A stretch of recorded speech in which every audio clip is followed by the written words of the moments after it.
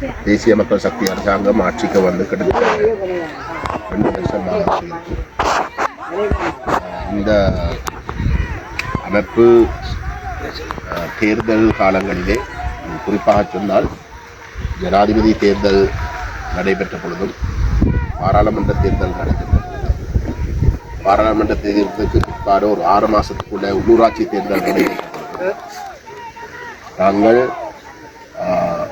இராணுவம் தனிநபர்களுடைய உறுதி காணிகளை வைத்திருப்பதை நிறுத்தி அந்த காணிகள் அனைத்தும் இந்த மக்களுக்கு வழங்குவதாக வாக்குறுதி வழங்குகிறார்.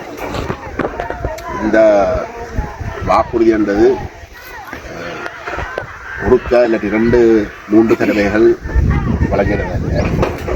அவர்கள் தொடர்ச்சியாக சர்வதேச மட்டத்திலே ஒரு கருத்துராக்கத்தையும் செய்து வந்தார்கள். ஆனால் இந்தியான் யதார்த்தம் இந்த அரசாங்கம் தனி அவர்களுடைய உறுதி காணிகளை எந்த ஒரு இடத்திலேயும் வந்து இந்த மக்களுக்கு மீள தர தயாரில்லை. அவர்கள் மாறாக அந்த காணியை தொடர்ந்தும் இராணுவமயமாக்குறதுக்கு, சிங்களமயமாக்குறதுக்கும் பௌத்தமயமாக்குறதுக்கும் பயன்படுத்துவதற்கு தீர்மானித்து அவர்களுடைய அந்த செயல்பாடுகளை தீவிரப்படுத்திக் கொண்டிருக்கிறார்கள்.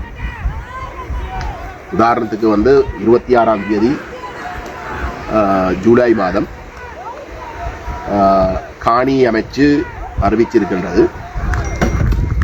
நாட்டினுடைய ஏனைய பிரதேசங்களிலே காணிகள் சம்பந்தமாக இருக்கக்கூடிய தெளிவில்லா தன்மை தீர்க்கப்பட்டிருப்பதாகவும், வடகிழக்கிலே போர் காரணத்தினாலே அந்த பிரச்சனை தீர்க்கப்பட முடிய இல்லை என்றும், அந்த வகையிலே அந்த 6000 ஏக்கர் கடற்கரை ஓரத்திலே இருந்த 6000 ஏக்கர் காணிகள் சுவீகரிக்கிறதுக்கு எடுத்த நடவடிக்கை போன்று அரசாங்கம் எதிர்காலத்திலே அதே சட்டத்தின் கீழே மக்கள் தங்களுடைய காணிகளை அடையாளப்படுத்துவதற்கு முன்வரணும். இல்லாவிட்டால் அது அரசு காணிகளாக பிரகடனப்படுத்துவதற்கான நடவடிக்கை எடுப்பதற்கு தயார்படுத்திக் கொண்டிருக்கிறார்கள். ஆகவே இந்த அரசாங்கம் தெளிவாக இதுக்கு முதல் 70 வருஷங்களுக்கு மேலாக ஆட்சி செய்த தரப்புகளை இனவாதிகள் என்றும், அவர்களுடைய அந்த இனவாத போக்கினாலே தமிழ் மக்கள் பாதிக்கப்பட்டதாகவும், ஆனால் தங்களுடைய செயல்பாடுகள் அப்படி இல்லை.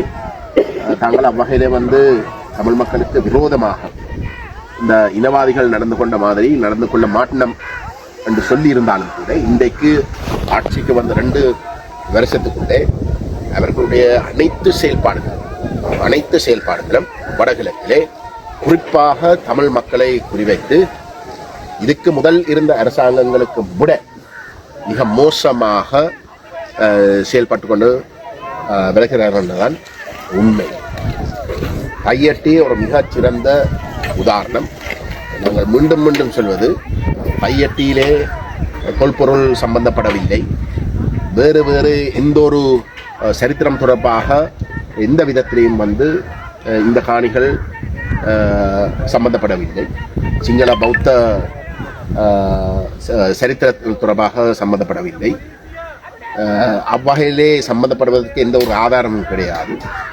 மாறாக பரம்பரையாக இந்த தையட்டி விஹாரை கட்டி இருக்கக்கூடிய இந்த காணிகள் அந்த மக்களுக்கு உரித்தானதாக நிரூபிக்கக்கூடிய வகையிலே ஆவணங்கள் இருக்கின்றன. இந்த ஆவணங்கள் சமர்ப்பிக்கப்பட்டு அரசாங்கத்துக்கு கொடுத்திருந்தும் கூட அவர்கள் இதுக்கு முதல் இந்த ஆவணங்கள் தெளிவாக அவர்களுக்கு வழங்கப்படுவதற்கு முதல் தெளிவில்லாத்தன்மை என்று சொல்லிக் கொண்டிருந்தார்கள். ஆனால் இப்பொழுது அது தெளிவாக அந்த காணிகள் அனைத்துமே மக்களுக்கு சொந்தம் பண்ணதை நிரூபிக்கப்பட்டிருக்கிற அவர்கள் இன்னியும் ஏமாற்ற முடியாத ஒரு நிலைக்கு தள்ளப்பட்டு அவர்கள் அந்த காணிகள் விடுவிக்கப் போவதில்லை என்றும், அதுக்கு மாற்றீடாக இந்த நஷ்ட ஈடுகளை இல்லாட்டி மாற்று காணிகளை அவர்கள் வழங்குவதற்கு யோசித்திருக்கிறார்கள் என்ற கருத்தை சொல்லியிருக்கிறார்கள். ஆகவே அனைத்து விடயங்கள் தமிழ் மக்கள் தொடர்பாக இந்த தேசிய மக்கள் சக்தி அந்த மக்களை ஏமாற்றி திட்டமிட்டு ஏமாற்றி வாக்கை அவர்கள் களவெடுத்திருக்கிறார்கள். இதனால் அந்த அளவு தூரத்துக்கு வந்து கொள்ளையடிச்சிருக்கிறார்கள். இதனால் அந்த அளவு தூரத்துக்கு வந்து நம்பிக்கை கொடுக்கிற வகையில் தான் அவர்கள் இந்த மக்களுக்கு வந்து கருத்துக்களை தெரிவித்தார்கள். நான் நினைக்கிறேன் இன்றைக்கு அதன் அனைத்து நிரூபிக்கப்படுகின்ற ஒரு நிலையிலே எங்களோட மக்கள் தங்களுடைய உரிமைகள் சார்ந்த விடயங்களிலே தாங்களே முன் வந்து போராடுவதற்கு ஆரம்பித்திருக்கிறார்கள். பலாலி, மயிலட்டி, கையட்டி, கேப்பாப்பிளவு, பசாவலான் போன்ற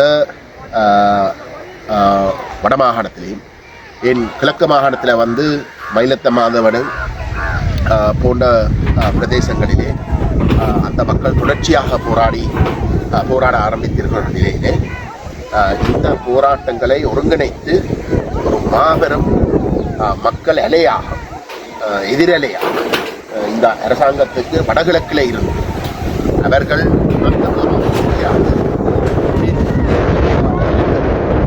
இந்த அரசாங்கம் தங்களை ஏமாற்ற அவர்களை விட்டு கணக்கிறது.